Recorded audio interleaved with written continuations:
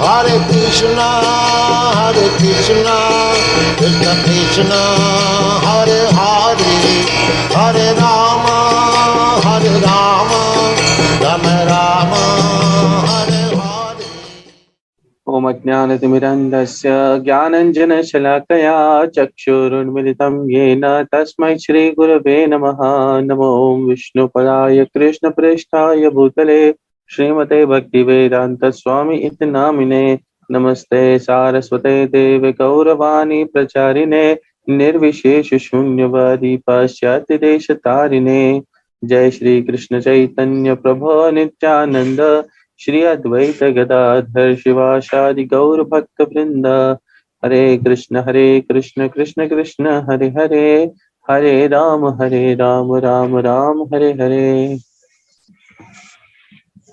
आज एक बहुत ही पावन महत्वपूर्ण दिवस है हम सभी के लिए। आज श्री नरसिंह देव का अपीयरेंस डे है, उनका प्रकट उत्सव आज मनाया जाता है। आज ही की तिथि के दिन भगवान नरसिंह देव प्रहलाद महाराज की रक्षा हेतु प्रकट हुए थे। उनके बारे में थोड़ी सी बात करते हैं। एक जब सत्ययुग के समय में हिरण्याक्ष को भगवान वराह ने वध किया था, उसके बाद में हिरण्यकशिपु जो बड़ा भाई था, बहुत ही विचलित होकर के उसने प्रतिज्ञा करी थी कि वो सबसे सर्वोच्च पद पर जाकर के बैठेगा। उसने हिरण्यकशिपु ने बहुत लंबे समय तक के लिए तपस्या करने का सुनिश्चित किया। हिरण्यकशिपु की जो अर्धांगिनी थी कयाधु, कयाधु उस समय गर्भवती थी और उस समय के लिए जब इंद्र ने जाना कि हिरण्यकशिपु अपने घर पर नहीं है, बाहर तपस्या करने के लिए गए हुए हैं, बहुत लंबे समय तक के लिए उन्हें तपस्या करनी है, तो उन्होंने सोचा कि हिरण्यकशिपु का जो बीज होगा वो एक दूसरा हिरण्यकशिपु बनेगा। इसलिए बेहतर यही होगा कि हम उस बीज को समाप्त कर दें, क्योंकि वो भी जन्मा भी नहीं है। इस तरीके से इंद्र ने माता कयाधु का अपहरण किया और अपने लोक ले जाने लगे। जब बीच रास्ते में उन्हें देवर्षि नारद मिले। नारद मुनि ने उन्हें इस बात के लिए मना किया कि नहीं, आप ऐसा मत कीजिए, सज्जनों का ये व्यवहार नहीं होता है। और उससे भी ऊपर का तत्व ये है कि कयाधु के गर्भ में जो बालक है, जो शिशु है, वो अपने आप में एक महान वैष्णव है, सर्वश्रेष्ठ वैष्णव, वैष्णवों में शिरोमणि है। तो इस प्रकार से बात जानने के बाद में इंद्र ने वहां पर माता कयाधु को भी प्रदक्षिणा करी और प्रदक्षिणा करके उन्होंने उस जो अभी वैष्णव जन्मा भी नहीं था उसको अपनी ओर से प्रणाम किया। नारद मुनि माता कयाधु को अपने आश्रम में ले जाते हैं और वहां पर जाकर के उन्हें पूर्ण भागवत शिक्षा देते हैं। चूंकि गर्भ के अंदर प्रहलाद महाराज सुन रहे थे, इसलिए उन्होंने पूरी भागवत शिक्षा उस समय अपने पास ग्रहण करी। इस बात से हमें एक ही बात सीखने को मिलती है कि जब माता के गर्भ में शिशु होता है, उस समय के लिए माता को चाहिए कि वो बहुत ही उत्कृष्ट कोटि की ही चर्चा सुने। ऐसा नहीं कि टीवी देखते बैठे या न्यूज़पेपर पढ़ते बैठे। इन सब चीजों से जो आने वाला शिशु होता है, जो नया बच्चा जन्म लेने वाला होता है, उसकी मानसिकता पहले से ही तैयार हो जाती है। बहुत आवश्यक है कि उस समय के लिए भगवत चर्चा की जाए और भगवान की भक्ति की व्याख्या की जाए, जिससे कि जो माँ भी होती है और जो बच्चा होता है, दोनों में ही बहुत सुंदर संस्कार होते हैं। इसके बाद में माता कयाधु ने भागवत शिक्षा जो नारद मुनि से ग्रहण तो करी, परंतु उसने एक रिक्वेस्ट करी कि जब तक मेरे पति अपनी तपस्या करके लौट नहीं आते, तब तक मैं चाहती हूँ कि ये जो गर्भ है इसकी प्रसूति ना हो। तो इस प्रकार से नारद मुनि ने कयाधु माता को आशीर्वाद दिया कि हाँ, ऐसा ही होगा। 1000 वर्ष तक के लिए हिरण्यकशिपु अपनी तपस्या में लीन थे और उतने समय के लिए माता कयाधु ने गर्भ धारण करके रखा। हिरण्यकशिपु का 1000 वर्ष की जब तपस्या चल रही थी, उस समय के लिए उनका शरीर एकदम क्षीण हो गया था, लगभग हड्डियां हड्डियां ही बची थी, क्योंकि उनके शरीर को कीड़े दीमक आदि सब खाने लगे थे। जैसे ही वहां पर हिरण्यकशिपु की तपस्या बढ़ने लगी थी, तब उनके मस्तक में से बहुत तेज जलने वाली अग्नि बाहर आने लगी, जिससे कि इंद्र के आसन के ऊपर भी उसका ताप जाने लगा। और इस प्रकार से उच्च कोटि के जो लोग हैं उनमें भी इस प्रकार की अग्नि जलने लगी। जितने भी ऊपर के प्लैनेट्स पर रहने वाले पर्सनालिटीज है, देवी देवता गण आदि गण है, उन्होंने ब्रह्मा जी से जाकर के रिक्वेस्ट करी कि आप हिरण्यकशिपु को जाके आशीर्वाद दीजिए, उसे जो वरदान चाहिए वो दीजिए और उसका तप खत्म कीजिए। ब्रह्मा जी ने ये कहा था कि मैं जाना तो नहीं चाहता हूँ, क्योंकि है तो एक राक्षस और पता नहीं कि मुझसे क्या मांगेगा, परंतु मना भी नहीं कर सकते हैं, क्योंकि जो देवी देवता गण हैं, अगर आप उनकी तपस्या करते हैं तो वो बाध्य होते हैं इस बात के लिए कि जो आप मांगे वो प्रदान किया जाए। तो इस प्रकार से उन्होंने फाइनली, ब्रह्मा जी ने विवश होकर के डिसाइड किया कि हाँ, मैं जा करके हिरण्यकशिपु को मिलूंगा और उसको जो भी आशीर्वाद चाहिए वो दूंगा। हिरण्यकशिपु के सामने प्रकट होकर ब्रह्मा जी ने अपने कमंडल से जल निकाल के गंगा जल हिरण्यकशिपु के शरीर पर छिड़का, जिससे कि उसका शरीर दोबारा से वैसे ही दुरुस्त हो गया। और हिरण्यकशिपु ने एक एक ही चीज मांगी ब्रह्मा जी से, ये कहा कि मुझे अमर बना दीजिए, कि मैं कभी ना मरूं। ब्रह्मा जी ने ये बात कह के उत्तर दिया कि देखो हिरण्यकशिपु, जो मेरे अधिकार वश की बातें होंगी मैं वो सब जरूर प्रदान करूंगा, परंतु अमर मैं खुद नहीं हूं। मुझे भी एक समय आने के बाद में, मेरी भी 100 वर्ष की आयु है, जिसके बाद में मुझे शरीर त्यागना होता है। ब्रह्मा जी की 100 वर्ष की आयु और धरती पर 100 वर्ष की आयु में बहुत बड़ा फर्क है।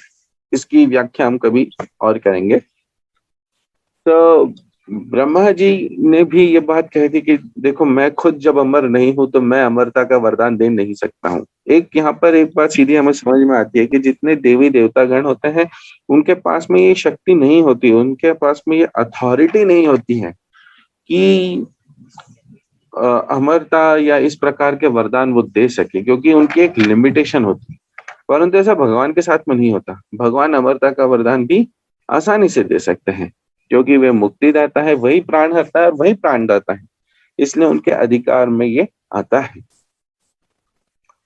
चूंकि हिरण्यकशिपु ने ये जान लिया था कि ठीक है, ब्रह्मा जी जिनकी मैंने अभी अभी आराधना करी है वो मुझे अमर बनाने के लिए शक्तिवान नहीं है, तो हिरण्यकशिपु ने सोचा कि ठीक है, मैं विधाता को किसी दूसरे प्रकार से छलता हूँ। और उसने एक इस प्रकार का वरदान मांगा कि ना तो मैं धरती पे मारा जाऊं, न आकाश में, न पाताल में, न जल में, न घर के अंदर, न घर के बाहर, न दिन में, न रात में, न किसी पशु से, न मानव से, न किसी पक्षी से, आदि जितने भी ब्रह्मा जी ने जो चीज भी क्रिएट करी थी उन सब को लेकर के हिरण्यकशिपु ने कहा कि मैं इन सभी जीवों से मारा न जा सकूं, ना ही मैं किसी अस्त्र से मारा जा सकूं, ना शस्त्र से। और इस प्रकार से हिरण्यकशिपु को इतने वरदानों के अंदर, इतने सारे टर्म्स एंड कंडीशंस के अंदर ब्रह्मा जी ने तथास्तु कहा। यहाँ पे एक बात ये समझ में आती है कि ब्रह्मा जी मना भी कर सकते हैं, परंतु कर ना सके। क्यों नहीं कर सके? इसलिए नहीं क्योंकि जितने देवी देवता गण हैं वो बाध्य होते हैं। अगर आपने उनकी कुछ प्रकार से वर्शिप करी है, पूजा करी है, तो वो बाध्य है आपको किसी प्रकार का वरदान देने के लिए, परंतु भगवान कभी भी बाध्य नहीं होते हैं। इस प्रकार से ब्रह्मा जी ने जब ये वरदान दे दिया था, हिरण्यकशिपु ने अपने ही पूरे शक्ति बल लगा करके आतताई फैलाना शुरू किया, और उस आतताई से हिरण्यकशिपु ने सभी ऊपर के लोग जितने थे, ब्रह्मा जी और शिव जी को छोड़ करके सबके ऊपर अपना आधिपत्य जमा दिया। इतना इतना ताकतवर था हिरण्यकशिपु कि केवल उसकी भौहें अगर वो केवल झटका देता था तो देवी देवता गणों को बहुत भय होता था कि पता नहीं अब क्या कर देगा। इसी प्रकार से उसने सभी देवताओं को अपने घर में किसी न किसी काम में लगा करके रखा था, कि कोई बर्तन मांज रहा है, कोई सब्जी काट रहा है, कोई झाड़ू लगा रहा है, कोई पोछा लगा रहा है। इस प्रकार से हिरण्यकशिपु सभी को अपने अधीन में रखने लगा था। जो देवतागण थे वो हिरण्यकशिपु के अधीनता में रह करके ही सारे काम करते थे और उससे बहुत डरते थे। परंतु एक बहुत ही उत्कृष्ट बात ये थी कि हिरण्यकशिपु का जो पुत्र था उसका नाम था प्रहलाद। और प्रहलाद चूंकि नारद मुनि से अपने गर्भावस्था में शिक्षा ग्रहण कर चुका था, तो वो भक्ति के मार्ग पे आगे बढ़ता चला। उस समय के लिए प्रहलाद महाराज की आयु थी मात्र 5 वर्ष, जब प्रहलाद महाराज को भेजा गया था शुक्राचार्य जी के गुरुकुल में, जहां पर षंड और अमर नाम के उनके 2 शिष्य, उनके जो 2 पुत्र थे, और वहां पर वे प्रहलाद महाराज को शिक्षाएं देते थे। तो इस प्रकार से प्रहलाद महाराज की वहां पर टीचिंग्स चलती रही, जहां पर उनको छल कपट कैसे करना, वेदों को अपने हिसाब से कैसे मोड़ना, किस प्रकार से अपनी ही सारी इच्छाओं को, अपने ही सारे जो एम्स एंड हमारे जितने गोल्स हैं उसको पाना, किस प्रकार से साम दाम दंड भेद आदि इन सब का प्रयोग करना, आसुरी प्रवृत्ति के जितने भी एक्टिविटीज रहती हैं उन सबको कैसे प्रकट करना, इन सब के बारे में उनको शिक्षाएं दी जा रही थी। एक समय आया जब प्रहलाद महाराज को वेकेशन का समय मिला, छुट्टी का समय मिला, और वे अपने पिताजी के घर पे आए। हिरण्यकशिपु को बहुत प्रेम था प्रहलाद से। प्रहलाद महाराज को उन्होंने अपनी गोद में बिठाया, उनका मस्तक सूंघा, उनके गाल पर किस किया, बहुत प्रेम से अपने पास में बिठा करके हिरण्यकशिपु ने पूछा कि बताओ, अभी तक तुमने क्लास के अंदर जितना कुछ भी सीखा उसमें से तुम्हें क्या क्या अच्छा लगा। तो वो बताने लगे कि हाँ, मैंने सीखा कि जो परम शक्तिवान है वो भगवान हरि हैं, भगवान नारायण हैं। जिस प्रकार से आपको जिन एक्टिविटीज करने की शक्ति, जिस प्रकार से आप शक्तिमान हैं, उस प्रकार से उस शक्ति के भी स्रोत है भगवान हरि। और मैं जितनी सारी एक्टिविटीज करता हूँ उसी प्रकार से सबके अल्टीमेट गोल है भगवान हरि, और हम सबको चाहिए कि हम भगवान हरि की शरण ग्रहण करें। इस प्रकार से कुछ तोतले बोल थे, बहुत छोटी सी उम्र थी, बहुत सुनने में बहुत ही कान को बहुत आनंदमयी लग रहा था। तो हिरण्यकशिपु हंस पड़ा कि देखो छोटा सा बच्चा और कैसी बात कर रहा है, इस समय के लिए गलत ज्ञान सीख के आया है। उन्होंने षंड और अमर को अपनी ओर से ललकारते हुए ये कहा कि अगली बार ये ध्यान रखा जाए कि प्रहलाद जब वाक्य कहें तो इस प्रकार के वाक्य ना कहें। और इस प्रकार से प्रहलाद को दोबारा से स्कूल भेज दिया गया। फिर से प्रहलाद महाराज की वहां पर टीचिंग चालू हुई थी। प्रहलाद महाराज का जब स्कूलिंग चलती थी तो अपने सभी शिष्यों के बीच में बैठ करके डिस्कशन किया करते थे, अपने जितने भी साथीगण थे, और उनके साथ में बैठ करके डिस्कशन में भी भगवान के बारे में चर्चा करके बताया करते थे। तो इस प्रकार से प्रहलाद महाराज की जो मनोस्थिति थी, जो भी समझदारी थी, वो हमेशा भगवान हरि में लगी हुई रहती थी। दोबारा से वेकेशन का समय आया और उस समय के लिए प्रहलाद महाराज दोबारा से अपने पिताजी के मिलने के लिए आए।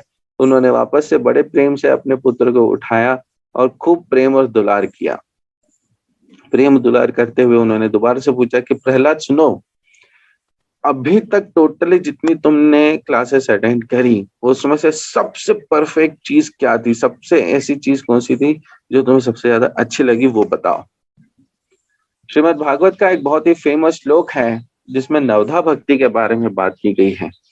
प्रहलाद महाराज ने उस श्लोक को कहा है और उन्होंने इस क्षण पे जाकर के कहा, जिसमें प्रहलाद महाराज कहते हैं कि नवधा भक्ति के बारे में बताते हुए कहते हैं, श्रवणम कीर्तनम विष्णु स्मरणम पाद सेवनम अर्चनम वंदनम दास्यम सख्यम आत्मनिवेदनम। इन नौ प्रोसेसेस के बारे में बताते हुए कहते हैं कि जो सबसे परफेक्ट चीज है वो है भगवान हरि के नाम का स्मरण करना, कीर्तन करना, अर्च विग्रह करना, पाद सेवन करना, उनका दास्य और सख्य उनका एक्सेप्ट करना और उन्हीं के वर्शिप में लगे रहना। हिरण्यकशिपु बहुत ज्यादा द्वेष करते थे भगवान से, और जब भगवान की ही ये ग्लोरीज उन्होंने अपने ही पुत्र के मुंह से सुनी तो हिरण्यकशिपु को बहुत क्रोध आया। इतना क्रोध आया कि गोद में बैठे हुए प्रहलाद को उन्होंने उठा करके फेंक दिया। 5 वर्ष का बालक था, उठा करके फेंक दिया। इतनी जोर से फेंका कि दूर जाकर के प्रहलाद गिरा और षंड और अमर के कहा कि तुम देशद्रोही हो, तुम मेरा खाते हो लेकिन शिक्षाएं कुछ और दे रहे हैं। तो षंड और अमर के ऊपर जब हिरण्यकशिपु का क्रोध जागने लगा, तब षंड और अमर भी भयभीत होने लगे और उन्होंने हिरण्यकशिपु को पूरी तरीके से आश्वासन दिया कि नहीं महाराज, ये चीजें हमने नहीं सिखाई हैं। हमारे गुरुकुल के अंदर हम केवल वही सिखाते हैं, वही सिलेबस देते हैं जो आप डिसाइड करते हैं। हमने ये सब बातें इसको गलती से भी नहीं सिखाई हैं। तो हिरण्यकशिपु पूछते हैं कि जरूर फिर कोई वैष्णव तुम्हारे गुरुकुल के अंदर घुसा होगा अपना भेष बदल करके, क्योंकि वैष्णव लोग ऐसा करते हैं कि भागवत का प्रचार करने के लिए किसी भी प्रकार की एक्टिविटी स्वीकार करते हैं।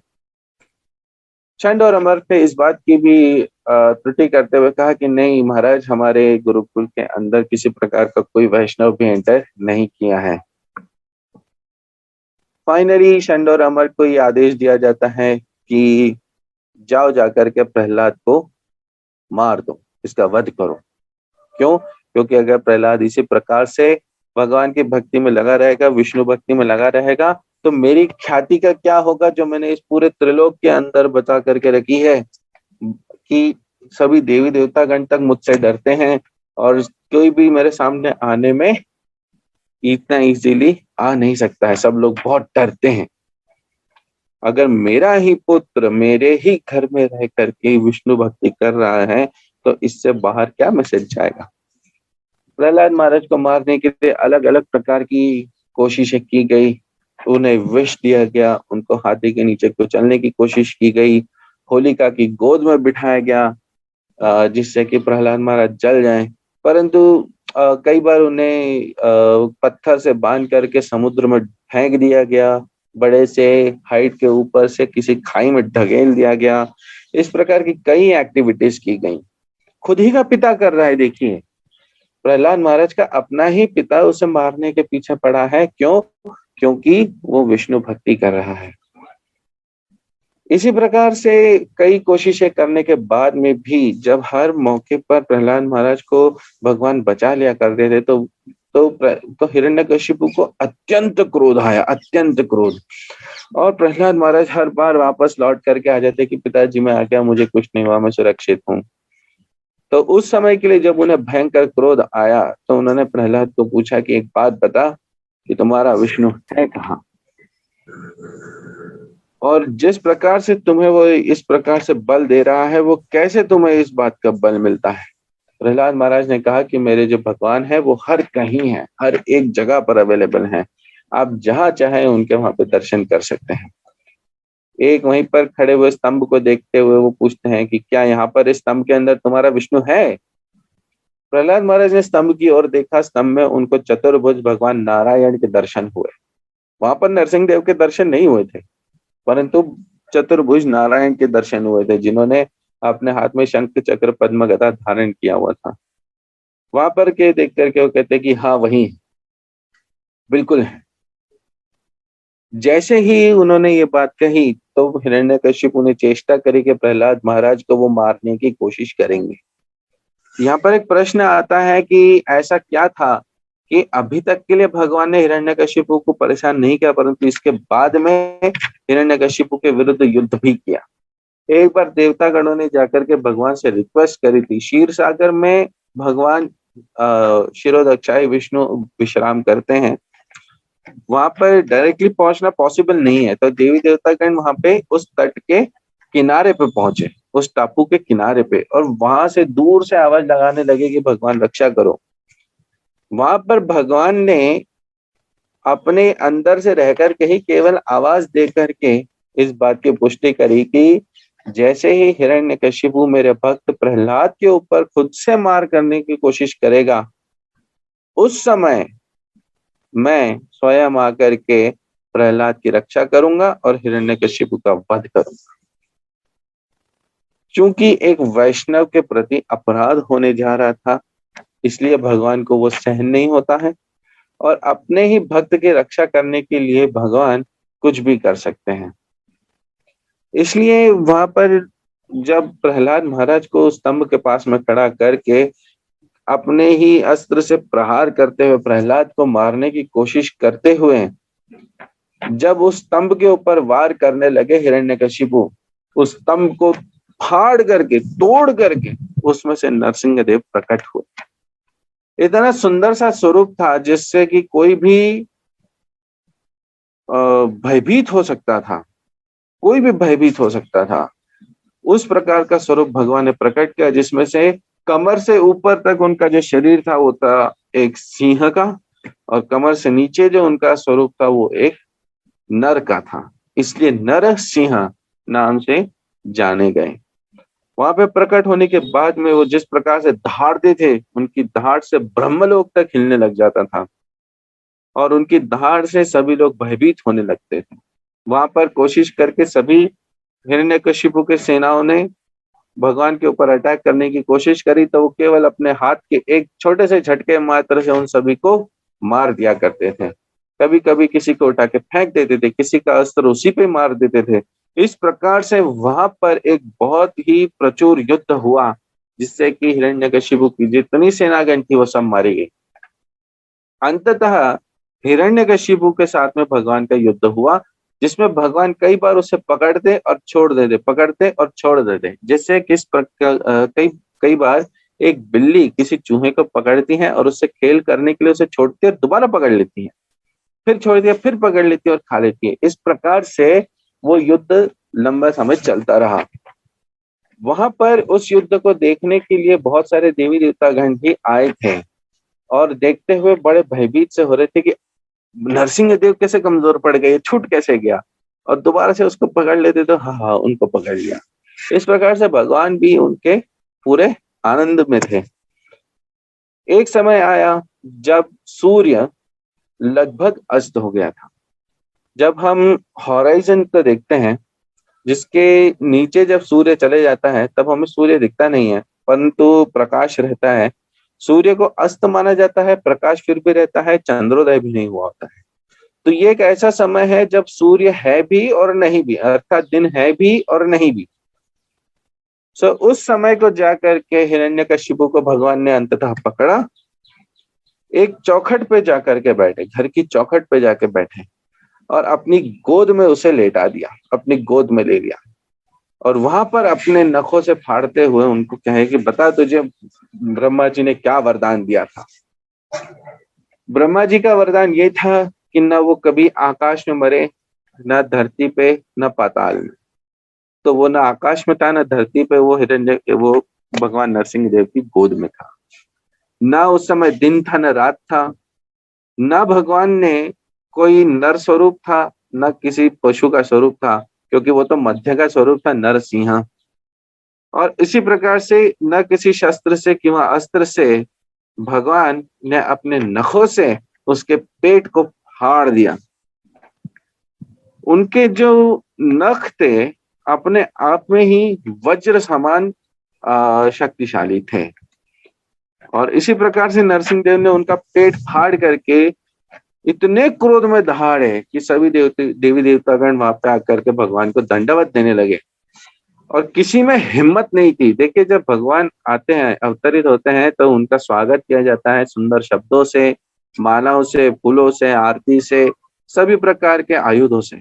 परंतु भगवान के इस स्वरूप को देख करके किसी में इतनी हिम्मत नहीं थी कि उनके पास में आ सके। तो भगवान ने हिरण्यकशिपु के पेट में से आत्या निकाल के ही अपने लिए स्वयं के लिए माला बना करके पहन ली और इतने जोर से दहाड़ने लगे कि सभी प्रकार के लोग कांपे। तब भगवान ने अपनी क्रोध भरी नजरों से, देखिए भगवान इंद्रियों के स्वामी हैं, वो एक ही समय में दो एक्टिविटीज करते हैं कि एक ही बार में नजर से देवी देवताओं पर क्रोध से देख रहे थे और एक ही बार में दूसरे आंख से प्रहलाद महाराज को बड़े प्रेम से देख रहे थे। एक ही समय को दो अलग इमोशंस प्रकट कर रहे थे। ब्रह्मा जी को जब क्रोध से देखे हो तो ब्रह्मा जी डर गए कि शायद भगवान इसलिए क्रोधित हैं कि मैंने इस प्रकार का वरदान हिरण्यकशिपु को दे दिया। शिव जी को देखे तो शिव जी डर गए कि शायद इसलिए क्रोधित है मुझसे कि मैंने प्रहलाद की रक्षा करने की कोशिश नहीं करी। इसी प्रकार से देवी देवताओं के सामने क्रोध से देखते जा रहे थे। अब भगवान का क्रोध शांत तो करना ही था, तो क्रोध शांत करने के लिए माता लक्ष्मी को बुलाया गया, आह्वान किया गया और लक्ष्मी जी भगवान नरसिंह देव के पास में जाने लगी। तो नरसिंह देव क्रोध से फिर दहाड़ दिए और इतने जोर से दहाड़े कि लक्ष्मी देवी डर गई और डर के वापस से ब्रह्मा जी के पास में आ गई और कहने लगी कि मुझे नहीं लगता कि ये मेरे वही पति हैं और मैं नहीं जाने वाली इनके पास में। अगर कहीं क्रोध में आके मुझे एक आधा लगा दिया तो मेरा क्या होगा। तो इस प्रकार से दौड़ करके पीछे आ गई। अंततोगत्वा ब्रह्मा जी ने प्रहलाद से रिक्वेस्ट करी कि देखो प्रहलाद, भगवान अवतरित हुए हैं तुम्हारी रक्षा करने के लिए, तो अगर तुम जाकर के भगवान के सामने प्रयास करोगे तो भगवान का क्रोध शांत हो जाएगा। प्रहलाद महाराज एक ऐसे निडर व्यक्ति की तरह भगवान के पास में चले गए जिस प्रकार से एक छोटा बालक अपने पिता के पास में जाता है और वहां पे जाकर के सीधे भगवान को कहते हैं कि मैं आपसे नहीं डरता। क्यों? क्योंकि आप अवतरित मेरी रक्षा के लिए हुए हैं, आप भक्तवत्सल हैं और इसीलिए मैं आपकी शरण ग्रहण करता हूँ।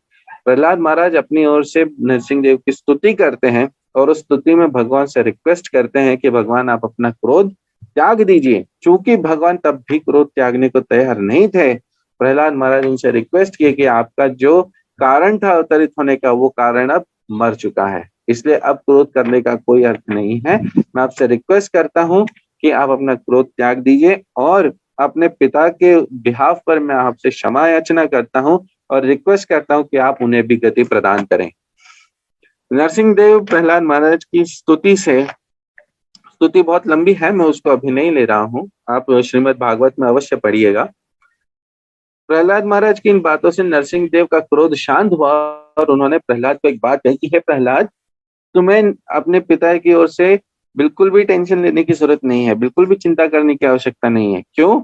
क्योंकि जब हिरण्यकशिपु को मारा गया है तो चूंकि तुम इतने श्रेष्ठ कोटि के भक्त हो इसलिए तुम्हारी वजह से हिरण्यकशिपु का नाता मुझसे जुड़ा और चूंकि तुम ऑलरेडी एक डिलीवर्ड हो, ऑलरेडी एक मुक्त पर्सनालिटी हो, इसलिए जो कोई मेरा भक्त होता है, जिसे मुक्ति मिलती है, जो मेरे धाम आता है, जिसे मेरा प्रेम मिलता है, उसकी 14 वंशावलियों को मैं अपने आप मुक्ति प्रदान करता हूं। इस प्रकार से हमें बात समझ में आती है कि यदि हम मुक्ति पाते हैं तो हमारी 14 वंशावलियां उन्हें भी मुक्ति मिलती है। नरसिंह देव ने इस प्रकार से प्रहलाद महाराज को अपना आश्वासन देते हुए उस समय राजा घोषित किया और नरसिंह देव की इस प्रकार से वर्शिप करते हुए प्रहलाद महाराज हमेशा आनंद में बने रहे। नरसिंह देव एक ऐसा एकमात्र अवतार है जिसने जो अपने भक्त की रक्षा करने के हेतु से हुआ था। ऐसा नहीं था कि भगवान का कोई और दूसरा भी कारण था जिस वजह से वो धरती पे आए थे इस लीला को प्रकट करने की, केवल और केवल अपने भक्त की रक्षा करने का हेतु और दूसरा कुछ नहीं। इसीलिए भक्तों के लिए नरसिंह अवतार एक बहुत ही प्रियकर अवतार होता है। क्यों? क्योंकि हम भगवान नरसिंह देव से आज के दिन प्रार्थनाएं करते हैं कि हमारे भक्ति में, हमारे जीवन में जितनी भी बाधाएं आ रही हो, हे भगवान आप उनका उसी प्रकार से दमन कीजिए जिस प्रकार से आपने हिरण्यकशिपु का दमन किया था। मैं आप सबसे अनुरोध करता हूं कि आप सब भी आज के दिन ये प्रार्थना अवश्य कीजिए और शाम तक, सूर्यास्त होने तक कोशिश कीजिए कि आप निर्जल प्रकार से उपवास रख सकें और संध्या में, सूर्यास्त के बाद में एकादशी के व्रत के थ्रू इस पूरे दिन को आनंदमयी रूप से बनाएं। श्री नरसिंह देव भगवान की जय। भक्त शिरोमणि प्रहलाद महाराज की जय। आज का जो हमारा श्लोक है भगवत गीता यथारूप अध्याय 2 श्लोक नंबर 41। व्यवसायित्मिका बुद्धि एकेह कुरु नंदन बहुशाखा ह्यनन्तश्च बुद्धयो व्यवसायिनाम। जो इस मार्ग पर चलते हैं वे प्रयोजन में दृढ़ रहते हैं और उनका लक्ष्य भी एक होता है। हे कुरुनंदन, जो दृढ़ प्रतिज्ञ नहीं है उनकी बुद्धि अनेक शाखाओं में विभक्त रहती है। भक्ति के इस मार्ग पर चलते हुए हमें बहुत आवश्यक है कि हम एक दृढ़ होकर के, एक मन होकर के ही अपने कार्य करें।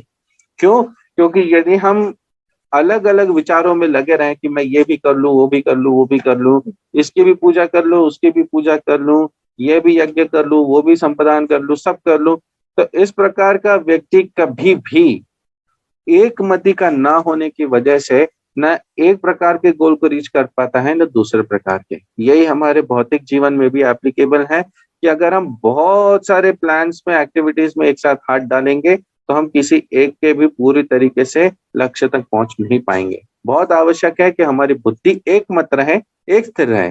जैसे कि रोज मैंने अगर वचन लिया है कि मैंने 4 मालाएं करनी है तो करनी ही है। अगर हम रोज ये वचन लेते हैं कि मुझे सुबह को इतने बजे उठना है तो उठना ही है। यदि मैंने सिर्फ प्रसाद ही पाना है तो सिर्फ प्रसाद ही पाना है। इस प्रकार से भक्ति के जो नियमावली हैं उनके ऊपर दृढ़ रह करके यदि हम कार्यक्रम करेंगे, अपने कर्तव्य करेंगे, तो हमें भक्ति की पराकाष्ठा पे पहुंचने का भी मौका मिलता है। तात्पर्य, यह दृढ़ श्रद्धा ही कृष्ण भावनामृत द्वारा मनुष्य जीवन की सर्वोच्च सिद्धि प्राप्त कर सकेगा। व्यवसायिकनिका बुद्धि कहलाती है।